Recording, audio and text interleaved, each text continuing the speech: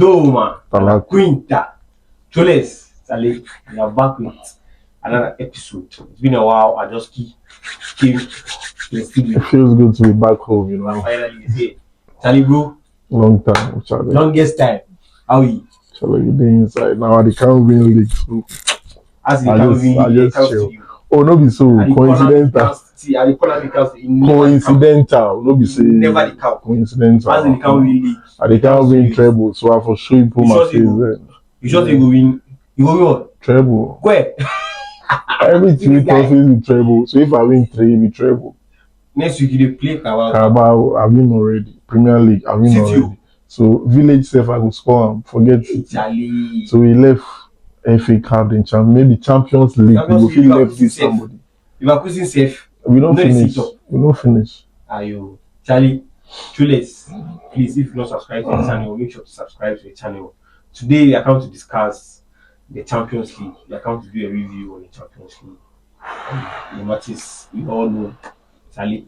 But before that, I want to know your opinion on Premier League being a better league than La Liga. What's your opinion on that? Okay, so back then, that opinion was, should I say, validated in a sense that Premier League generated more revenue and had more exposure than the La Liga, you know, in terms of ticketing, television rights, commercial value. The Premier League provided a lot,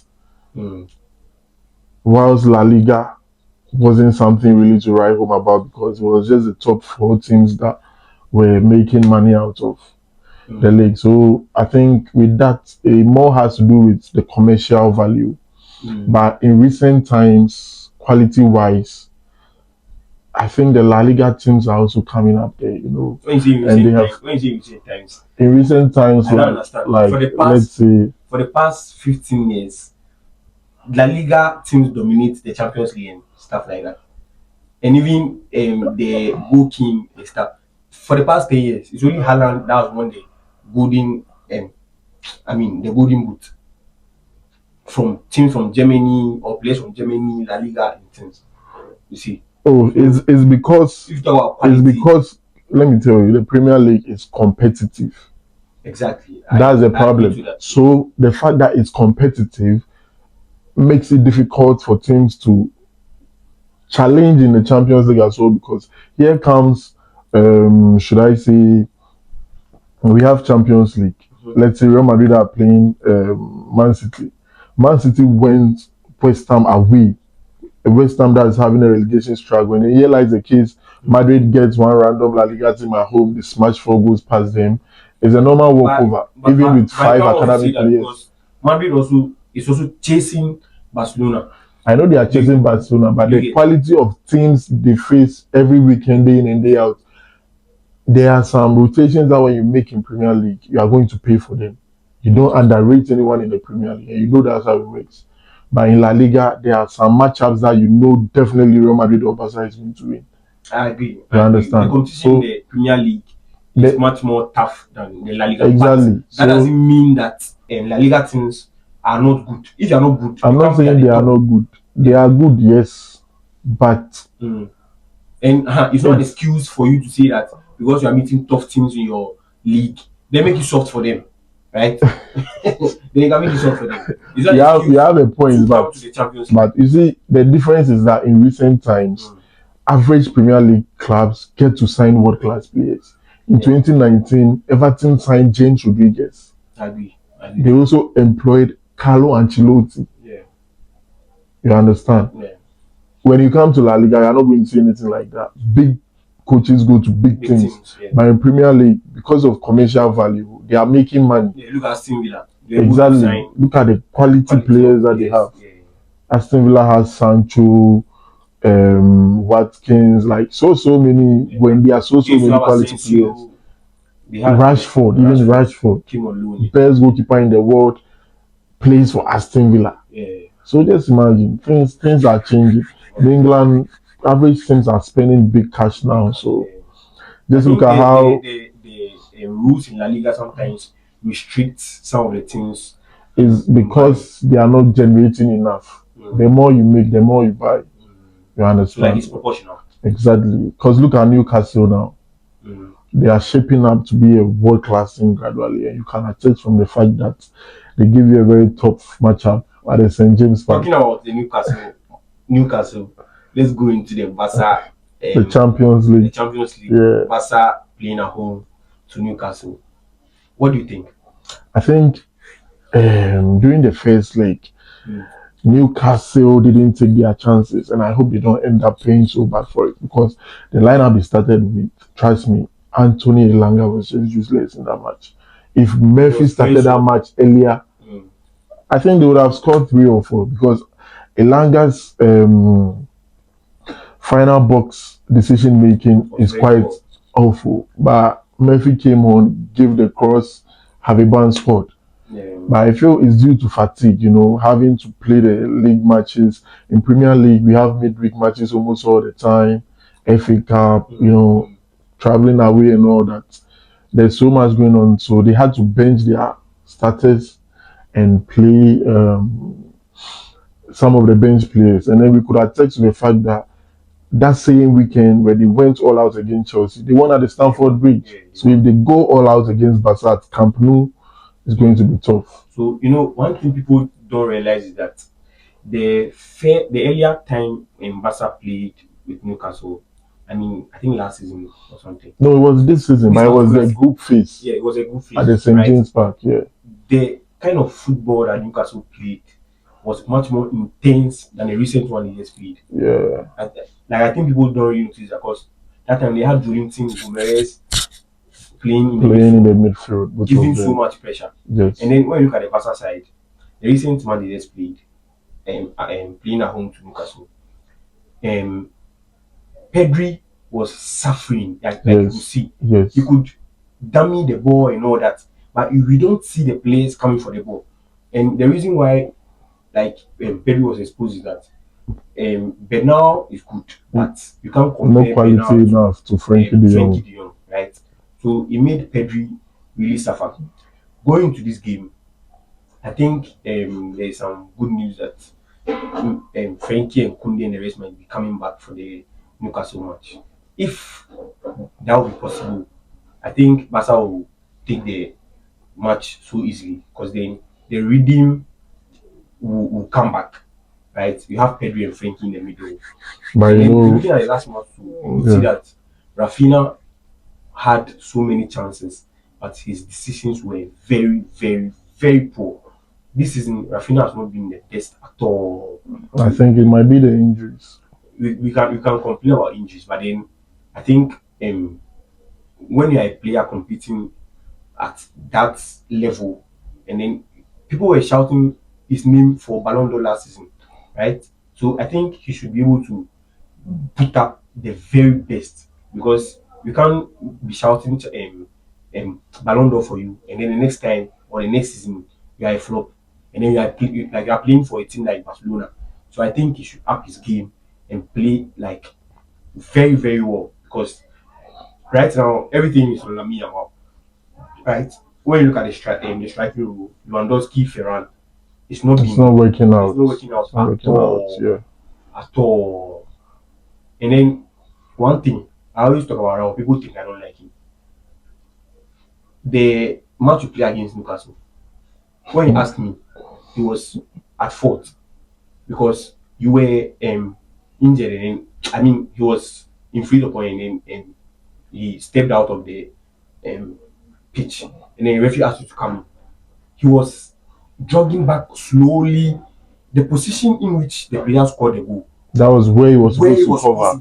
Yeah. Rafinha came to cover for him, but then Rafinha was also looking at going to catch other players.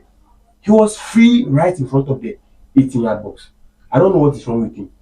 If not for Eric Garcia to have had an injury during the warm-up for the match, I don't think he would have featured in that match.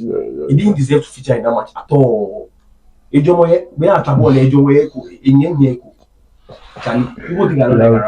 captain. You have to relax for him. That's why we know they do anything for football inside Italy. Charlie. Our leader is very, very bad, very, very poor. But I think when you are done with the whole stadium project, moving forward, you should sign like 4 or 5 world class players. Oh, we can't Because sign the Julian Lamasia Alvarez. guys are good, but You they are still not need, you still consistent. need You some. need world class players. That's the difference. What do you mean by how consistent? Lamine Yamal. Lamine Yamal, okay, Your Ben is so not from last year. when you are talking about world class quality defenders and How midfielders, was? you think he's world class? Oh, You're a straight. joke. But now, experts, Gerard Martin, Balde, they are not world class. Femi Lopez. Femi Lopez is good, but he's not world class. Okay, I can agree to that. You understand? When you're talking about world class players, like players that they can change games, not players that they are scoring 5 and they'll score something. No. So I think moving forward, you have to sign quality players. Maybe you look at the left wing position, let's say, as you were saying, striker Julian Alvarez can get Rafa Leao, like they are top attackers that you can go for, Lautaro Martinez and all those guys. Yeah. So let's just see how. But what's your final prediction? I think I'm going for Newcastle to cause an upset. Well, well, that is opinion. Yeah. What do you think? We are killing Newcastle at home. Okay. Let's move to Madrid, Man City. Charlie, Madrid has been bad all season. Like they've been losing here, playing draws here and there. Just look at the turnaround they had against Man City. It's like the Champions League. When you get to some point and then you have Madrid in the Champions League, you should be scared because they can do anything at any time. Let's look at Federico Valverde. Hat-trick. It's because they always tell you people that 90 minutes at the Bernabeu is a damn long time.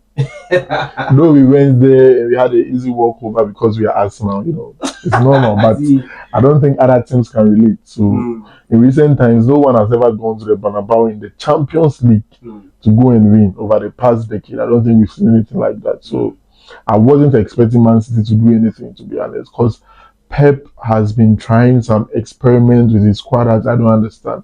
I feel like at a crucial point in season like this, you don't have to be playing 4-1-3-2 formation or in the name of you want maximum attack. So no, just shape up your team to play normal football. For me, the decision that he made that was really wrong for me. I didn't think he should have started Doku because Doku, like I said, Doku end point. Do you know if you is very bad? Yeah, but do you know the whole match was the best City player? No. Do you know why? Do you know why people see that he was the best City player? Because he was having much of the balls and he was making good use of them. No, just that he was not making good use of the balls he was getting.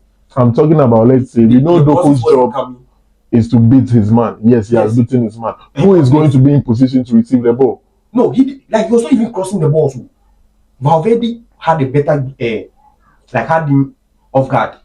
If like when you watch the game carefully, Trent was suffering from Doku, and then I think they realized it. So Valverde came to the right support him. Yeah. Right? Yeah. And then after Valverde came, he was not seen top at all.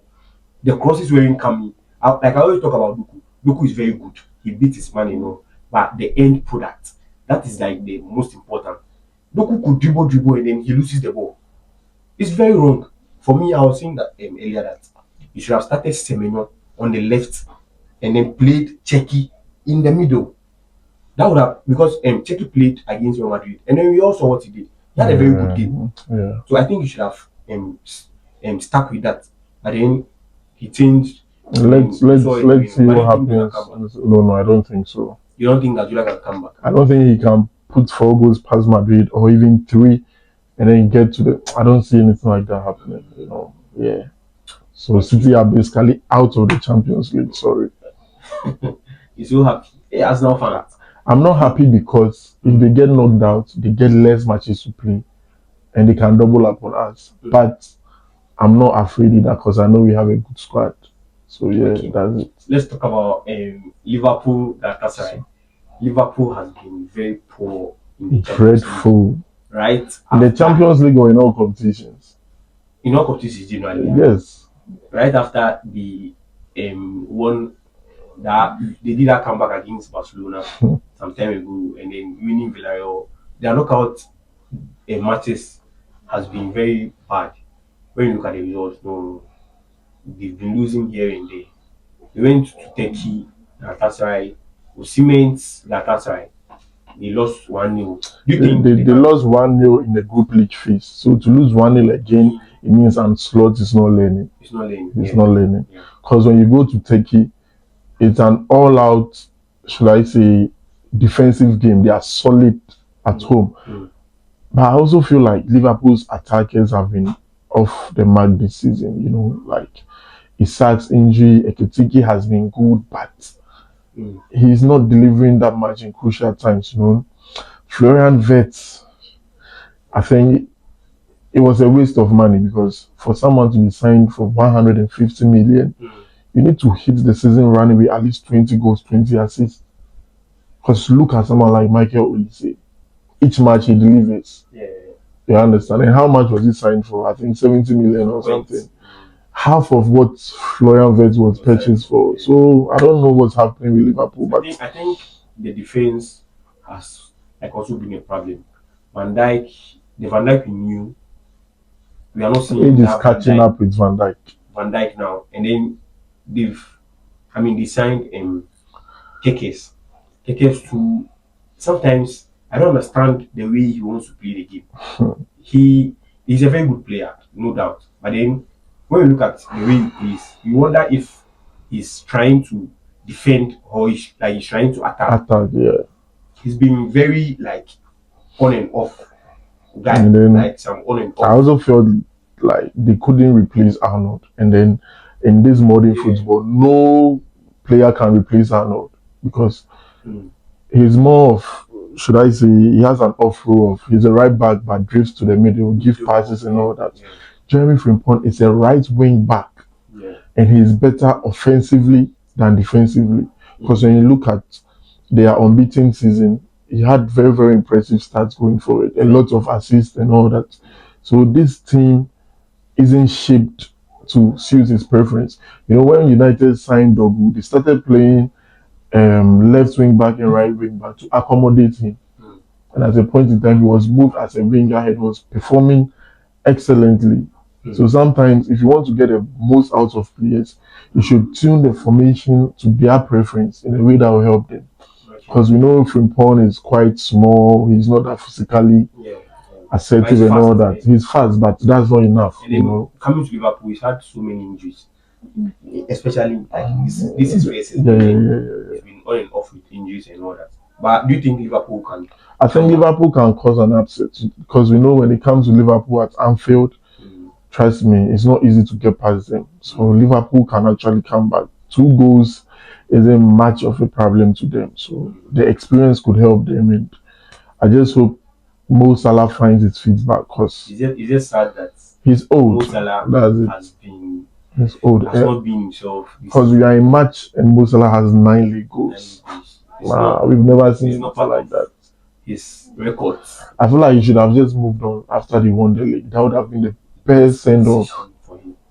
Yeah, I agree with you. I mean, he should have just left Liverpool to this MLS or Saudi, and then I think it fits. Get your paycheck. Money is there. Firmino has been there and all that. They are having a good time. Yeah, Charlie. Let's move on to Paris. Chelsea. So you see that was the most tricky game in the fixture. Trust me, because everyone was thinking it's a tough match, it's a matchup, only for us to end up with someone being humbled. It was quite funny. The Chelsea fans were complaining of the goalkeeper, the coach. When he was doing the catch, I mean, they were happy. Champion keeper, he dribble players, this, that. As they start, he collects the ball, then see the goalkeeper. Goalkeeper not doing anything. But do you think? I mean, how do you see the? So I feel like Chelsea right now don't have a particular style of play which is effective. You know, Enzo Maresca wanted transitional football, but he made an interview and stated that the type of defense he has, if he tries playing transitional football, he will suffer because he will concede more. You understand? So he created the team in such a way that it was adjusted to score goals and concede very few. You understand? So he was getting his pace on gradually, but it felt like the hierarchy of the team were also trying to interfere in the sense that Chelsea is now from the management exactly Chelsea is now a marketing team. They buy players at minimum prices, give them appearances, trophies to boost their market value, and sell them. So they feel like there are certain players that should have this. And when you're a team like that, it's quite difficult for the coach to be able to focus on exactly. And I feel like a team like Chelsea shouldn't be run like that. You know, they're actually a top club. Exactly. You don't have to run team in such a way that you are focused more on the money than the football itself. History of the team. Exactly. So I think Paris might actually do a home and away against them because trust me, Kvaratskhelia, oh god, he's been so bad this season. But looking at this match, that's what makes you a world class player. I think he just came back. See the goal. The 2 goals he scored, nice. Charlie. Very nice goal. He was quite impressive. So you don't think Chelsea can come no, they can't even win against PSG at home because you even lost to Newcastle. So generally, what do you think about Liam Rezonia? Do you think he will last at Chelsea? You see, I don't think he's going to last at Chelsea because Chelsea keep making the same mistakes. Same players, different coach, rinse, recycle. They don't actually give the managers what they want. So you don't think Chelsea can do a comeback? Oh no! I think it's basically over for Chelsea. Okay. Yeah. So before we end this episode, dark horses, Bodo Glimt. What do you think about them? Oh, I think they've done well. They've beaten City. They've beaten Inter home and away. They've beaten Atletico Madrid. All these teams are very big teams in football. Well, they are very big teams in football, but you would ask yourself, which of those teams are top of their table or anything? They are good, but not in their prime as are now.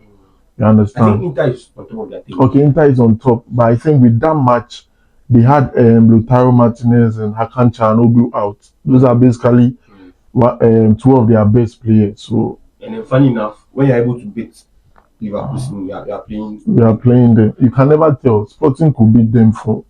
No, that's not possible. Sporting are also top of their table. It's true, but then that's not possible. No. If it's possible for you, wait. You know the kind of football players you were playing when you came back 6-1 against them. They had Cavani. We are Barcelona. They had Zlatan. We are Barcelona. We have Messi. Exactly. Yeah, okay. So anything can happen.